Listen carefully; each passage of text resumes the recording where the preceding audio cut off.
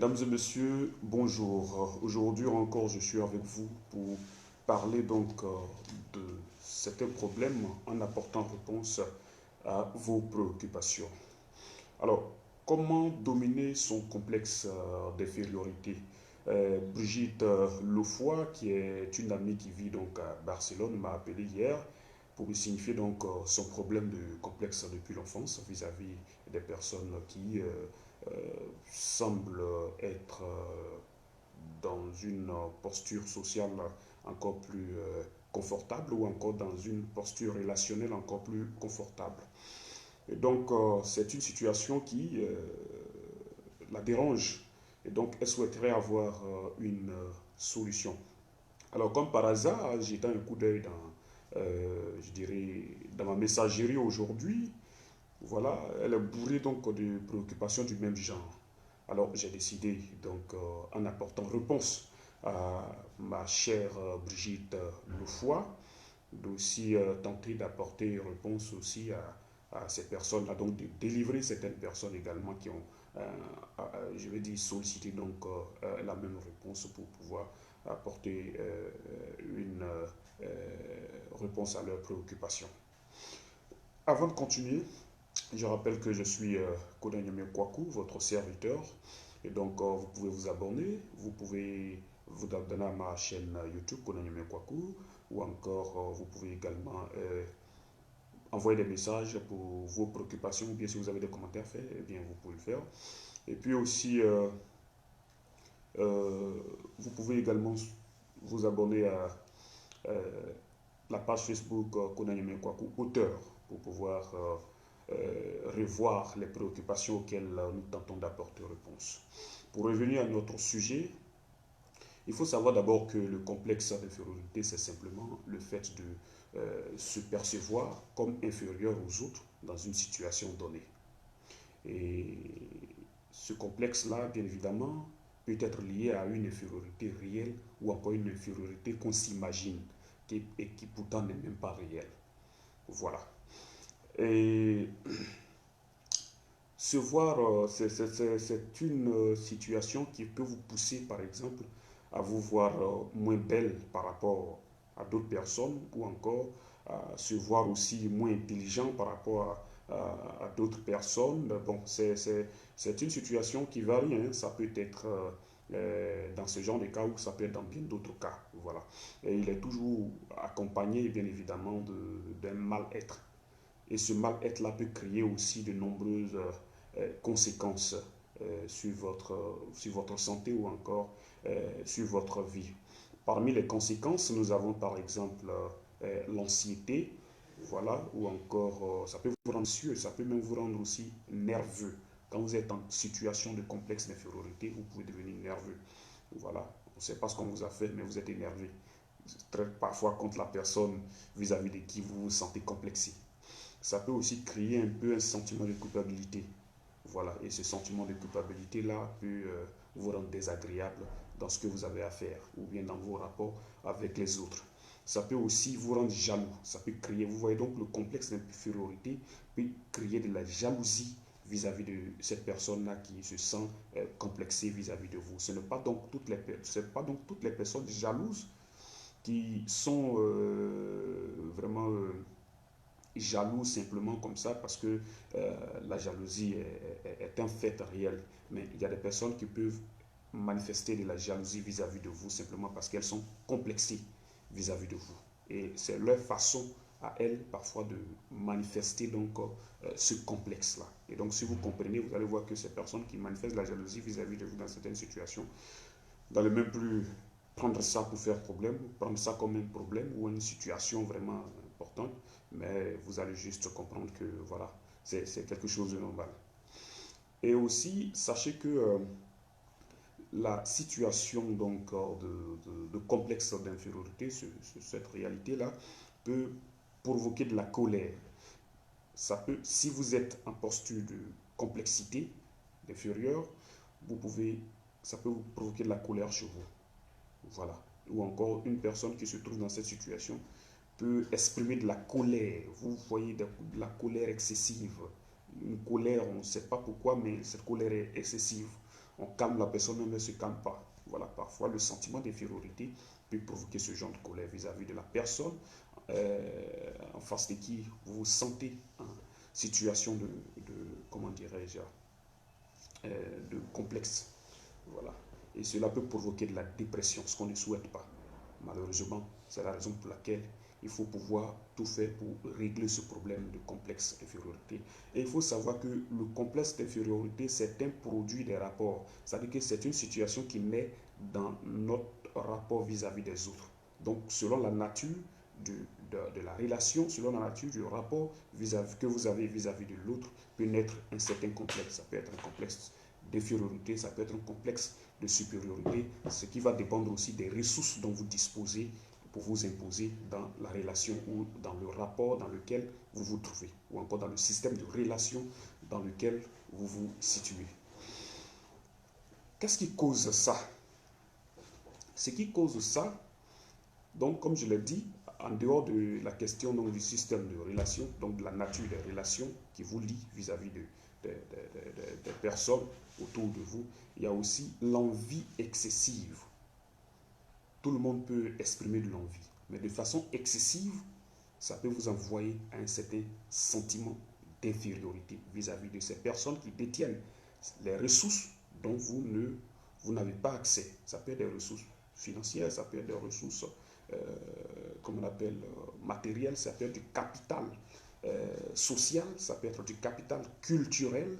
Donc, quand je parle de capital social, vous voyez un peu la position sociale de l'individu, quand je parle ou bien de ses relations, quand je parle de capital culturel, par exemple, ça peut être un peu le niveau d'étude de la personne, bien sa connaissance vis-à-vis d'une position, ou bien d'une situation, d'une réalité. Donc tout cela peut créer du complexe, voilà, selon l'environnement dans lequel on se trouve et selon la situation donnée. Il y a aussi les réseaux sociaux, tout le temps braqué sur les réseaux sociaux, en train de regarder, comment on appelle, en train de regarder des choses qui ne sont pas toujours vraies. Et cela peut susciter en vous donc un certain complexe que vous pouvez avoir vis-à-vis des autres. Ce n'est pas tout ce que vous voyez sur les réseaux sociaux qui sont de la réalité ou bien qui sont en réalité ce qui devrait être. Et donc, voilà pourquoi quand vous n'êtes pas assez instruit sur cette réalité, vous pouvez vous sentir complexé. Il y a aussi les harcèlements. Le fait de se sentir harcelé peut créer en vous un complexe d'infériorité. Voilà, donc ça fait partie des causes. C'est pourquoi, autant que cela dépend de vous, il faudrait avoir la maîtrise de soi de sorte à ne pas répondre toujours aux harcèlements ou aux provocations. Quatrième élément, il y a les échecs répétés dans votre vie. Lorsque dans le passé, vous avez connu plusieurs situations d'échecs, ça peut créer en vous un certain complexe d'infériorité. Par exemple, pendant votre cursus scolaire, vous avez connu tellement d'échecs que cela vous a amené à ne pas arriver loin ou à ne pas réussir un certain nombre de choses ou bien à ne pas réaliser un certain projet que vous voudriez réaliser. Et ces échecs répétés peuvent vous amener à penser, par exemple, que vous n'êtes pas assez intelligent que ceux qui ont réussi, et que vous êtes moins intelligent que ceux qui ont réussi, ou bien vous avez moins de possibilités de vous imposer dans la vie que ceux qui n'ont pas connu d'échec là où vous avez échoué. Mais c'est une erreur que vous faites sur toute la ligne. Voilà. Donc, tout à l'heure, je vais vous expliquer pourquoi et vous donner des solutions. Il y a aussi le perfectionnisme. Vouloir, par exemple, que tout ce qu'on fait soit une réussite peut nous amener à, comment dirais-je, à se sentir complexé. Ce sont dans une posture d'infériorité lorsque il arrive que nous n'arrivons pas à accéder à cette perfection que nous rêvons tant. Voilà. Et donc, le perfectionnisme excessif, il est bien de vouloir tendre vers le presque parfait chaque fois qu'on fait quelque chose, mais le perfectionnisme excessif n'est pas bien. Il faut toujours s'attendre à tout, il faut toujours comprendre que la réalité telle que nous la concevons, la pensée que nous avons de ce que nous voulons atteindre, de ce que nous voulons réaliser est bonne, mais les contextes peuvent nous empêcher de réussir tel ou tel. Mais cela ne voudrait pas dire que cet échec doit nous amener à baisser les bras. Donc il faut être un peu libre dans la tête dans ce sens-là, sinon ça sera cause aussi de complexe d'infériorité. Alors, nous allons vous proposer maintenant 7 solutions pour vous débarrasser du complexe d'infériorité. Alors, quelles sont ces solutions donc que nous vous proposons? D'abord, lorsque vous vous trouvez dans une situation de complexe d'infériorité, la première chose à faire, c'est qu'il faut d'abord prendre conscience de la présence donc, de ce complexe d'infériorité-là. Soyez vous-même conscient qu'effectivement, ce que vous ressentez en ce moment-là, c'est un complexe d'infériorité. Et quand vous êtes conscient de cela, alors vous pouvez le traiter. Pourquoi? Pour pouvoir soigner quelqu'un qui est malade, il faut d'abord que la personne, il faut d'abord être conscient. C'est-à-dire que quand vous êtes malade, pour pouvoir soigner votre maladie, il faut que vous soyez conscient de votre maladie.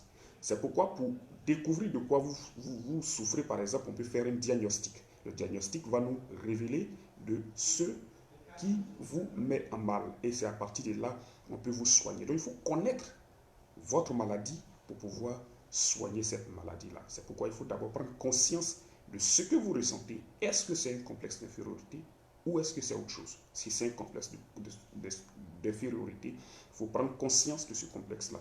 Et puis ensuite, on peut apporter donc une solution. La deuxième chose, pour donc apporter des solutions à votre complexe d'infériorité, c'est de reconnaître vos forces et vos limites en restant admiratif vis-à-vis des autres par rapport à leur qualité. Reconnaissez vous-même vos forces et vos limites et restez admiratif des qualités des autres, ce qui vous protège de toute forme de jalousie qui ne vous arrangera pas. Donc voici un deuxième point, voilà, en ce qui concerne la solution que j'ai envie de dire. C'est la première même solution après avoir reconnu bien évidemment votre, je dirais, sentiment d'infériorité. Le troisième élément qu'il faut comprendre, c'est que vous devez rester critique et ouvert aux autres et aux changements positifs. Restez critique, c'est-à-dire que ayez une analyse critique et mature lorsque vous regardez les autres. Ça vous permet de vous protéger vous-même de tout sentiment d'infériorité. Est-ce que vous voyez? Et soyez ouvert aussi à toute forme de changement. Voilà. Par exemple, vous pouvez voir une personne, par exemple, qui est dans une posture financière assez bonne que vous. Vous pouvez, tout en restant critique, espérer aussi travailler de sorte, bien évidemment, à réaliser des exploits qui puissent vous conduire un peu, par exemple, dans cette posture financière. Ça peut arriver. Ça, c'est vrai, c'est une sorte d'envie, mais qui peut vous conduire à réaliser de belles choses, des choses positives qui sont bien pour vous. Voilà. Et donc, c'est pourquoi je le dis, et là aussi, ce changement-là, quitter de la pauvreté à la richesse, par exemple, c'est un changement positif. Voilà. Et donc, restez ouvert au changement positif. C'est aussi important. Et quatrièmement, ce que vous devez comprendre, c'est que vous devez accepter que vous êtes différent et unique. Vous êtes différent et unique. Vous n'êtes pas les autres. Vous n'êtes pas moi. Vous n'êtes pas moi. Je ne suis pas vous non plus. Chacun de nous est différent et unique. C'est pourquoi il faut arrêter de vous comparer aux autres. Vous n'êtes pas les autres. Comparez-vous à vous-même. Qu'est-ce que vous étiez hier? Qu'est-ce que vous êtes devenu aujourd'hui? Quelle relation, je veux dire que qu'est-ce qui sort de votre comparaison par rapport à votre position d'aujourd'hui et hier? Par rapport à votre position d'aujourd'hui vis-à-vis de votre position d'hier? Est-ce que vous avez progressé? Est-ce que vous avez régressé? En fonction de ça, qu'est-ce que vous devez faire pour pouvoir avancer, pour pouvoir améliorer votre situation? Mais arrêtez de vous comparer aux autres parce que votre vie n'est pas celle des autres. Vous êtes unique dans votre genre. La cinquième chose, c'est que vous devez identifier vos propres qualités et rester patient. Ça rejoint un peu le point que j'avais évoqué par rapport à la reconnaissance de vos forces et faiblesses. Donc, identifiez vous-même quelles sont vos qualités qui puissent vous permettre d'être la meilleure version de vous-même. Quand vous identifiez ces qualités-là, bien évidemment, restez patient et restez bon envers vous-même. Soyez positif envers vous-même. Prononcez de bonnes paroles envers vous-même. Dites-vous, je peux réussir, je peux réaliser tant, je peux tant. Et je m'engage à faire mieux. Je m'engage à être la meilleure version de moi-même. Je m'engage à être bon. Je m'engage à réaliser tel projet. Soyez positif et soyez bon envers vous-même. Dites-vous, ah, je me sens heureux. ah, je me sens bien. Parce que les mots que vous prononcez, ce que vous dites, vous l'attirez vers vous. Par contre, si vous êtes toujours dans le mal et que vos pensées vous orientent vers les mauvais sentiments ou bien les sentiments qui ne vous apportent pas un mieux-être, vous risquez de vous sentir de mal en pire. Donc, identifiez vos propres qualités, voyez comment vous pouvez profiter de ces qualités-là pour vous améliorer, restez patient et bon envers vous-même. La sixième chose, la sixième solution que je vous propose, c'est de faire la différence entre vos actions et vous. Ce que vous faites n'est pas vous. Vous êtes une personne, vos actions sont une autre.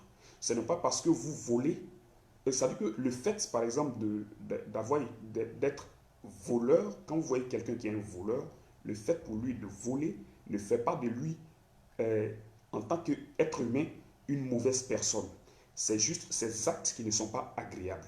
Et quand ces actes ne sont pas quand il ne pose pas de bonnes actions, il faut distinguer sa personne et ses actions. C'est comme ça qu'on peut mieux l'aider. Est-ce que vous voyez? Donc, lui, il est une bonne personne, mais ses actions ne sont pas bien. Donc, il faut l'aider à améliorer son comportement de sorte qu'il soit la meilleure version de lui-même.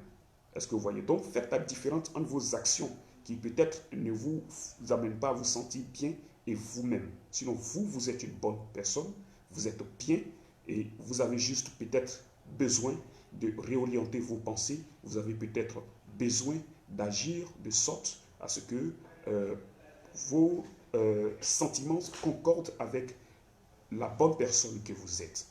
Donc, il est très important à ce niveau. Et la septième chose que vous devez faire pour pouvoir vous débarrasser donc du sentiment d'infériorité, c'est quoi? Il faut rester confiant et ayez un mental en acier. Restez confiant, faites-vous confiance. Dites-vous que vous pouvez réaliser de belles choses. Dites-vous que vous n'êtes pas sur terre pour toujours souffrir ou encore pour toujours se faire remarquer sur les mauvais terrains.